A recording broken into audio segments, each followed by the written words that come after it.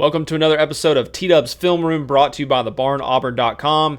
We have a big game preview for you this week. Ball State, let's get right to it. All right, full disclosure, there will be no Ball State film analysis in this game preview. I know you're disappointed in that. I watched, highlights and stuff, what I could find versus Purdue last week. They're not very good. All right, Ball State's just not very good. They don't have a ton of good players. They have some. They kind of run a run-first offense. It looks like tight ends are involved, a lot of pistol, stuff like that. So I don't think they're going to, spread it out wide and kind of try to dice us up like Baylor did. I think it plays into our hands. We've got a good run defense. On defense, I don't see a ton there. So it's like, I'm not going to do a bunch of Ball State breakdown. What we're going to do is Auburn versus Auburn. Let's look at the game film a little bit. More stuff from last week. I'll give you 5 or 6 things on offense, 5 or 6 things on defense that I'd like to see Auburn improve in from week 1 to week 2. That's where we're headed right now. All right, so as I said, 5 or 6 things, on offense, 5 or 6 things on defense. We're going to start on offense today. A couple things I'd like to see. So this play right here, it's the second play of the game for us, all right? And we've got, ironically, if you watch the Baylor recap, a lot of what they did is kind of formation the boundary, leave a lot of space here to the field with the one-on-one. This is Cam Coleman. We know what they're doing defensively a lot of quarters, so safeties can actually help on end breakers. There, and I believe, he's actually the jack to the field here, is actually dropping out and getting underneath this, some of what Jackson Arnold was talking about. This is here, though. It's not a great ball, but, man, I want to see Cam use he's got great hands. He's a huge dude. I want to see him attack these end breakers. These are some things, like we saw some picks last year on some of this stuff, so either we just don't need to throw him like end breakers like that, or we need him to like step up and become really, really comfortable with those type of patterns. These are not the easiest thing to do. Like, that's probably the hardest thing to do as a receiver, honestly, is catching like end breaker balls when you're basically running toward the football. It's just not an easy thing to do, but I want to see us get better at that.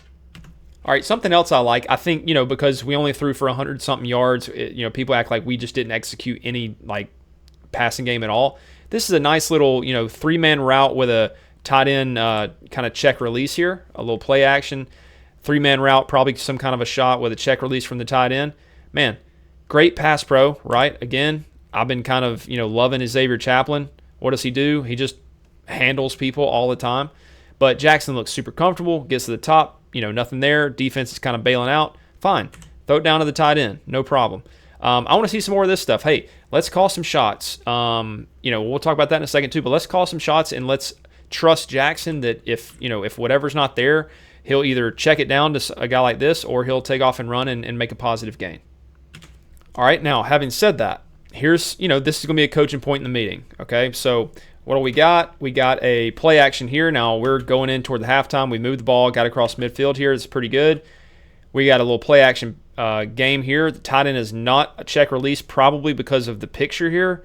If there was maybe kind of another defender on the line of scrimmage, maybe he would. But he's going straight to the flat. We need Jackson to see where this pressure is coming from. You got 2 guys. This guy's hot for sure.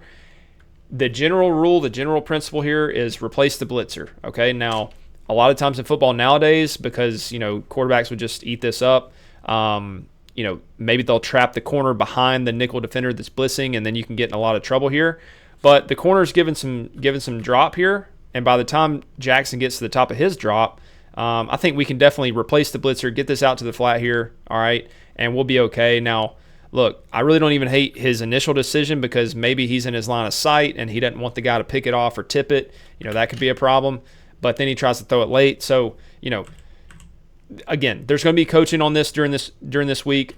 The general thought is replace the blitzer, get this out, to the flat here. So I'd like to see some of that this week. All right, here's one of the few times that we actually took, one of these goes off the actual RPO. So this is not a play action. This is an RPO. And look, if you guys watch the recap again, we know what's happening here. The safeties are waiting to move at all until they confirm that the running back has the actual handoff. Up here at the top of the screen, we've got, just a go ball here to Malcolm. Pretty good ball. I mean, I bet Malcolm probably wants this one back. You generally don't want to leave a ball inside on a play like this. If we're really getting nitpicky on ball placement, maybe he can get that over the outside shoulder. Corner's in a pretty good spot here. But, I mean, that's a gettable ball, and I think from the other view, we can kind of see this too. All right, again, we know the safety, and he's trying to bounce back and help. He's not really in position. But, man, it looked like, he had a shot on that one. But where I was going with this is what I'd like to see is, man, I want to take some play action shots. So some actual, like, play action shots as opposed to an RPO call. And maybe we can take advantage of, if safeties are kind of playing us like this, let's get a post ball like over their head and do that kind of stuff, especially with like 2 receiver sets here, like 12 personnel sets. So I want to see some play action shots. I'll show you another example. All right, here's an interesting view here. All right, and I'll kind of stop this here. This is, I'm gonna kind of cheat this a little bit. Okay, so let's pretend that this is a play action and not an RPO. All right. So here's the play action. At this point right here, all right, let's just assume that the safety's kind of flat-footed here, and that's what happens a lot of times with play actions. If the safety's flat-footed here, Cam Coleman's in this position winning inside, that's where I'm talking about some of those, post shots and some of that stuff. And again, it's a little bit of a different look, but on a called play action, maybe the action in the backfield can be a little bit exaggerated, a little bit longer, give Cam time to get a little bit closer, to being level. If you're even, you're leaving kind of thing with where the safety is positionally. But I think we need to mix in a few more called play actions where the linemen, aren't going downfield, and let some exaggeration happen in the backfield so we can let some time go to develop. And again, we don't need much. All he needed was maybe one more step after the ball is actually handed off here. So, boom. I mean, by this time right here, okay, we can put this thing up. The safety's going to have a hard time recovering there with a guy like Cam Coleman, Eric Singleton, Malcolm Simmons, those guys on the outside. So, play action shots, I want to see more of that. All right, last one for the offense here. Late in the game, I don't know if you noticed. I really didn't, pay that close attention until reviewing the film. But late in the game, because Jeremiah Wright went out at one point, Xavier Miller came in at right guard to replace him, but then they put Jeremiah Wright back in at left guard to replace Dylan Wade.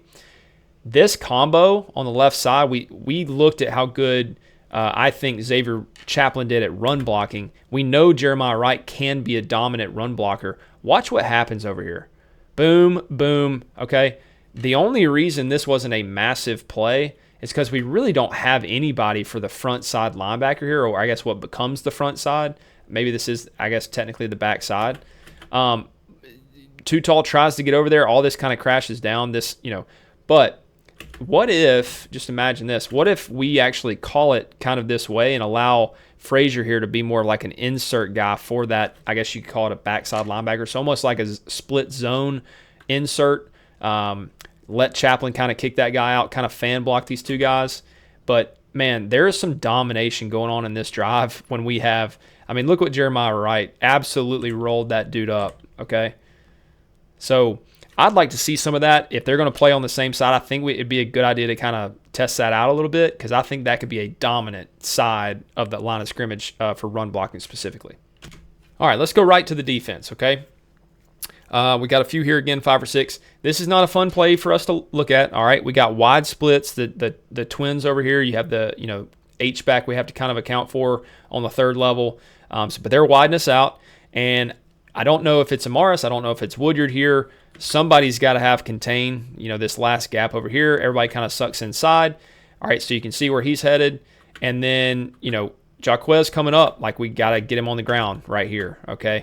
So I would call this, I want to see the run fits be cleaner. I think they're going to run the ball a lot at us, and I think that should give us a lot of time to practice this. But run fits, we need to be cleaner there. All right, I want to see more Jordan Crawford. This big boy right here, all right, true freshman. 4th and 3, big play. All right, here he goes. Drives the center straight back, gets held, gets the penalty. All right, we got an incompletion. Why this is cool, though, this is we're calling a pass coverage play. All right, now what's interesting is, I guess I'm just seeing this, they probably have this swing unless, Riddick or somebody. But at the end of the day, this is a pass coverage. We're trying to rush 3, collapse the pocket, make him evacuate the pocket, and then we got guys in spy here to go get him. But he absolutely dominates this center, gets the holding call, gets us off the field on 4th down. I'll show you one more. All right, here's another one. All right, big Jordan Crawford right here next to Bobby Travis. Boom. All right. blows the guy up, disengages. Now he's like on the ground. He's going wild man crazy because he's a true freshman. But if we just watch what he does on point of impact, bang, look at that. Line of scrimmage is a yard or 2 yards behind where they started. All right, that's what you want from those guys up front. So I want to see more Jordan Crawford. All right, 3rd and 9 situation here. What this is going to be about essentially is I want to see us tinker with some dime. All right, if we get in 3rd and long, I want to see maybe we put Pleasant in the slot instead of the nickel or the safety. Or here we've got Rayon Strader.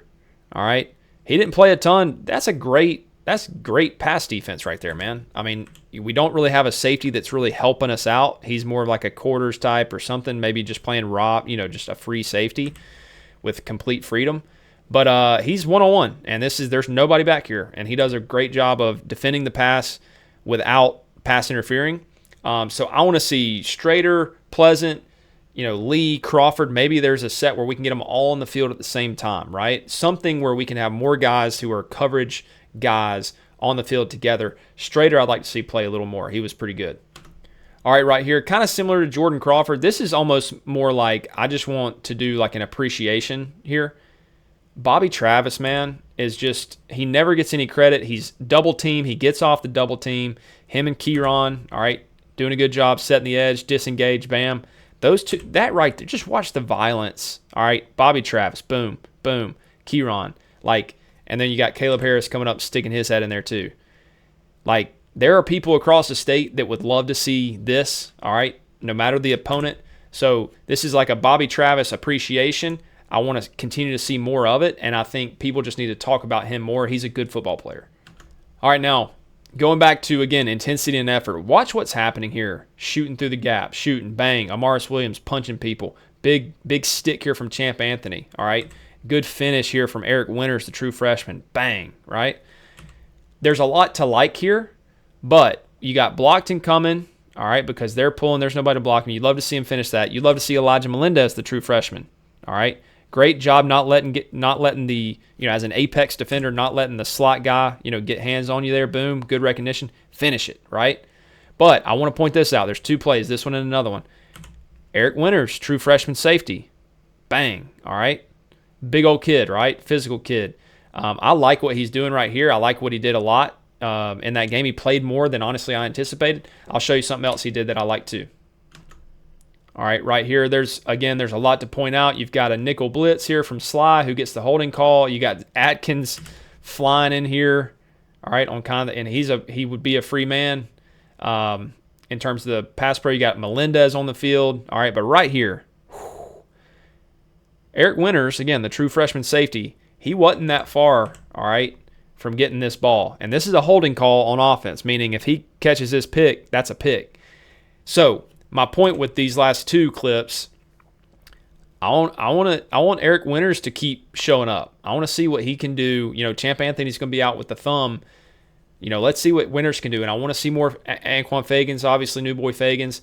Maybe the transfer, was it Jacoby Matthews, the transfer safety? Maybe we can see some of these guys as well. But I really like what Winters, put on tape. He made some pretty good open field tackles. And again, this was closer than I think people even really recognized. He almost came up with that pick. All right, so that's a handful of things on defense. We had a handful of things on offense that I'd like to see again.